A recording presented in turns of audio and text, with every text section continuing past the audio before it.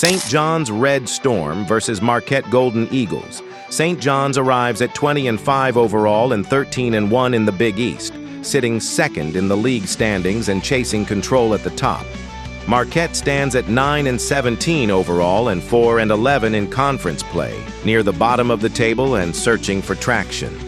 The projection leans heavily toward the visitors, roughly a 4-1 edge in win probability. But this is the kind of late-season matchup that can reshape perception. For St. John's, it's about protecting position. For Marquette, it's about changing the narrative. St. John's brings one of the most productive offenses in the conference, averaging 84.3 points per game on 46% shooting. They hit 34.6% from 3 and 72.5% at the line, move the ball for 15.9 assists a night, dominate the glass with 38.7 rebounds, and generate 8.2 steals and 4.8 blocks while forcing tempo. They allow 72.1 points per game. Firm, disciplined resistance. Marquette scores 76.0 per game on 43.6% shooting, 32.2% from beyond the arc, and 67.8% at the stripe.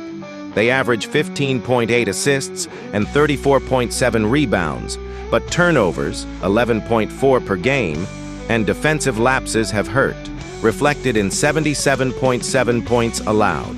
They do create pressure with 9.2 steals per contest, but rim protection, 3.2 blocks, has been inconsistent. The Red Storm's offense runs through Zuby Ejiofor, 16.2 points, 7.4 rebounds, 3.5 assists per game, while shooting 54% from the field. He anchors both ends with 1.9 blocks and strong interior efficiency.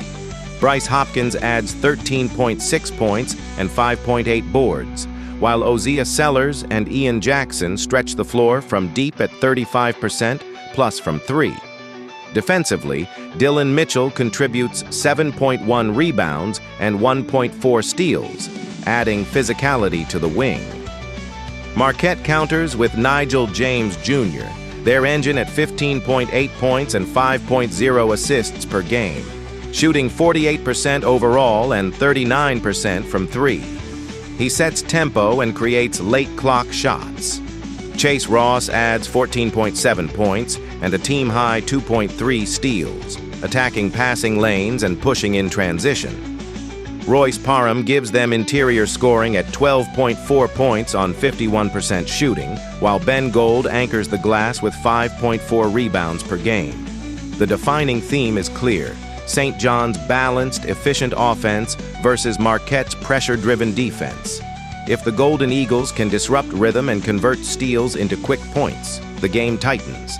If St. John's controls the paint and the boards, the gap widens. Recent form sharpens that contrast. St. John's has won 5 straight, 79-69 over Providence, 87-82 in overtime against Xavier, 81-72 over UConn, 68-56 against DePaul, and 92-70 versus Butler. They've shown versatility, grinding wins and explosive finishes, with improved defensive discipline during the streak. Marquette has dropped 3 of its last 5. Losses to Xavier, 96-88, Villanova, 77-74, and Hall, 69-64, highlight late-game struggles, though they responded with wins over Butler, 70-55, and Creighton, 86-62. The offense can spike, but consistency has been elusive. The star duel centers on Ejiofor and James Jr. Ejiofor operates with power and precision, efficient touches, strong footwork, finishing at 54% and controlling the interior. James Jr. plays with rhythm and burst, 39% from 3, capable of quick scoring runs and distributing 5 assists per night. One dictates from the paint, the other from the perimeter. Whichever imposes style will tilt the night. Tactically, St. John's will pound the glass and attack early in the clock. Their rebounding edge, +4 per game, fuels transition and second-chance scoring. Expect interior touches for Ejiofor and kickouts to shooters spaced around him. Defensively, their length on the wings challenges passing lanes and limits clean perimeter looks. Marquette must protect the ball and win the turnover margin. With Ross and James applying pressure, they'll try to speed St. John's into mistakes and turn steals into instant offense.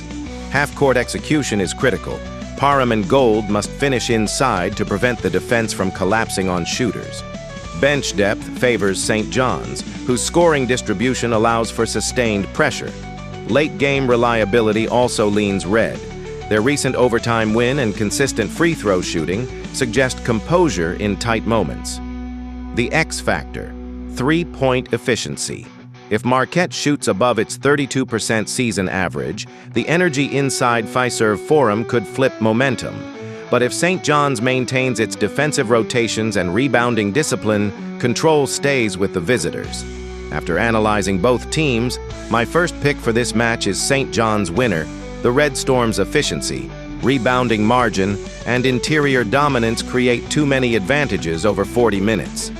Marquette will compete in stretches, but St. John's balance and composure close it out. My second pick for this match is total over 155.5.